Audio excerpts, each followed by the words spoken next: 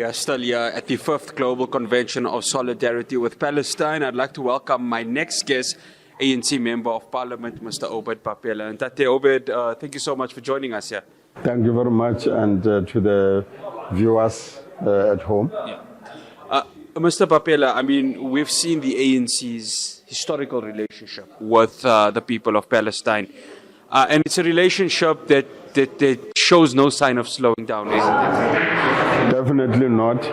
Mandela left us with a legacy that South Africa's freedom is incomplete if the Palestinians are still not free. So that statement itself is very heavy. We cannot betray it, even when it's 10 years after his passing on as Nelson Mandela. We will keep on soldiering until Palestine is free. That definitely is the commitment by the African National Congress and all those who support it and the people of South Africa. Mr. Bapela, let's speak from what is currently happening at this moment. We see the ANC taking a strong stance. Last week, Secretary General Fikile Mbalula insisted that there needs to be war crime charges against Benjamin Netanyahu. We saw 2 weeks ago in Parliament, of course, that motion that was passed. Now, it obviously needs to go through to the President for it to happen. But President Ramaphosa has insisted that there has to be war crime charges against Benjamin Netanyahu. As the ANC, what is the timeline that you are looking at for it to be instated? Well, it's difficult to put timelines, as you know, that the ICC, the International Criminal Court, is biased and also doesn't want to touch the strong and mighty, because Israel is supported by America and not just scared to touch them. They can't even touch any Americans who have done a lot of war crimes in Afghanistan, the war crimes and in many, many other countries. So what we are then saying that we as members of the ICC, which we were supposed to have long withdrawn, but there was a consideration and a lobby by some to say, please stay, will change. So want to see if ICC is going to change, that they need to issue a warrant of arrest and charges against Netanyahu and all the people who are now currently involved in the genocide, who are involved in human rights violations, and then who are involved in these killings that are going on in Palestine, especially in Gaza, but Palestine as a whole. We then say, therefore, that if the ICC wants to absolve itself as a respectable court in the world, this is the time. They were very quick to indict the Russian president. I was going to ask that question, Mr. Bapela, sorry for cutting you off, because why is it that the hands are sort of like tied when it comes to Benjamin Netanyahu, but when it came to the Russian President Vladimir Putin, it was immediate? I know two wrongs don't make a right, but there is a double standard there, isn't there? Well, as I said, that is one of the weakest courts, because there are those mighty that it can't touch, and particularly the US presidents that have really committed a lot of crimes in the world globally. But with Netanyahu, because of that support, probably that is why they will not touch. But we are going to be insisting in South Africa, we'll push. We have already submitted papers. We hope, therefore, that there is a consideration. And if not, we'll then be asking why they've not yet at a particular point in time. And that is why it's difficult to say by when. But come 2024, if they have not done so, we'll then be asking whether there's still any relevancy for us to stay as members of the ICC. It means, therefore, the ICC has not changed, is not changing, and then it's in the hands and in the control of those who are not even members themselves. But Netanyahu is a warlord, is a whoremonger, and therefore has to be charged for all these atrocities that are going on. The genocide is happening. There's so much evidence that is overwhelming that no court can ignore it.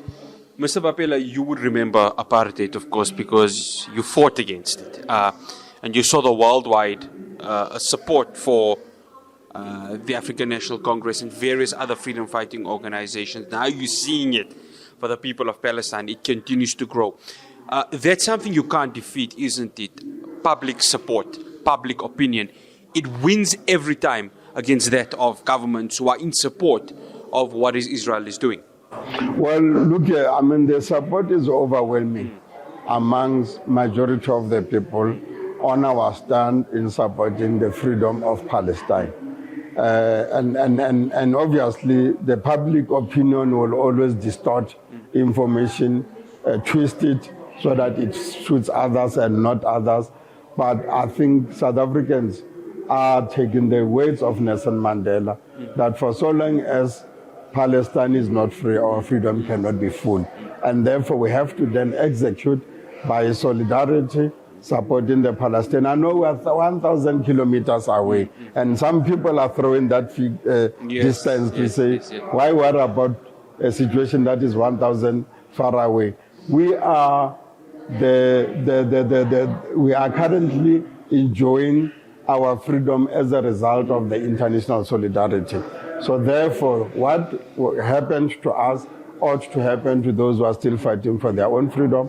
We must give them support. They were 1,000 kilometers away from us, but they continue to give us humanitarian support. They gave us bases. They gave us education, all sorts of support that they give. So let's do the same to Palestine and push Israel to go to the negotiation table.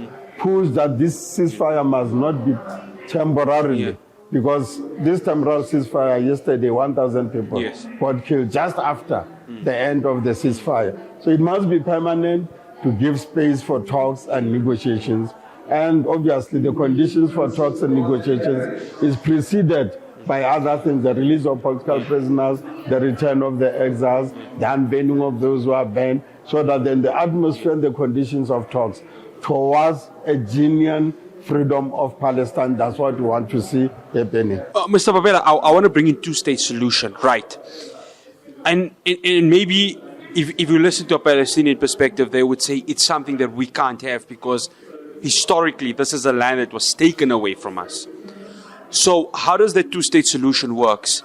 Because it's going to be very tricky if it has to ever come to that. So from an ANC perspective, what needs to happen? Because when the ANC got into power, when liberation was won, the land issue, even till today, is still a big question. So how do you go ahead and find a way with regards to that? Yesterday when I spoke in this Solidarity Convention, I did raise the issue because I took Mandela as a militant young person who formed the ANC Youth League together with his peer group. They were very militant. And then Mandela, who became the chief volunteer on the Defiance campaign in 1952, and Mandela, who went to Albert Lithul and said, now is the time to take up arms because the apartheid is not listening to us. And therefore, when we support the Palestinians on the question of taking their struggle by all means available within their own disposal, we also do the same because we were fighting the same enemy as they are fighting today, an apartheid Israel that they are fighting. So, but we then say ultimately there will be talks. Ultimately there will be negotiations because that's how it all ends. And majority of states that fought liberation struggle, majority, not all, but have ended up with negotiations on the table. The Palestinians must be ready for that particular question. I know there's two-state theory solution might no longer be as possible because the land has been annexed and then Jewish settlements have been expanded and built all over. But it must not be left on the table. They must talk about it and find an amicable solution that will be a win-win for all of them. As is the case with us. We won a lot in the liberation on the negotiations, but some we did not win ultimately there. And that is why now we're using the means of the Constitution and democracy to fast-track the land question to resolve it. We are not moving faster and in a pace that is acceptable to the majority.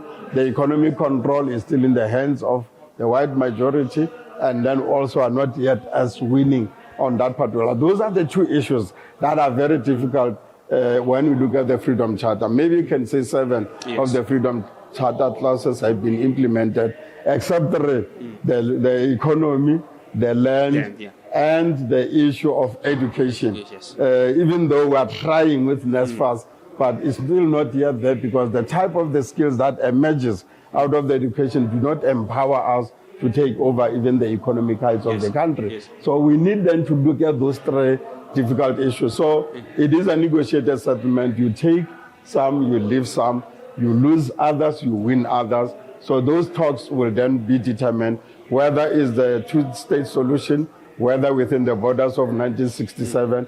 We leave that question to the Palestinians when they are on the talks, genuine talks for this matter, because Israel has been failing them and they no longer trust it, I know. Probably they might even have to look for an outside mediation. South Africa will refuse outside mediation, but with them because they have somebody who's not a willing partner. We had a willing apartheid because it was in a corner in South Africa, but with them, I don't see a winning a partner in settling this issue. Probably an international mediation might be the way to go. But the other end, this is what you are saying, there must be a solution, but it will have a lot of compromises in it. Yeah, and of course, Qatar playing that role there, but it was only for that temporary ceasefire. Mr. Bapela, thank you so much for joining us. Much appreciated.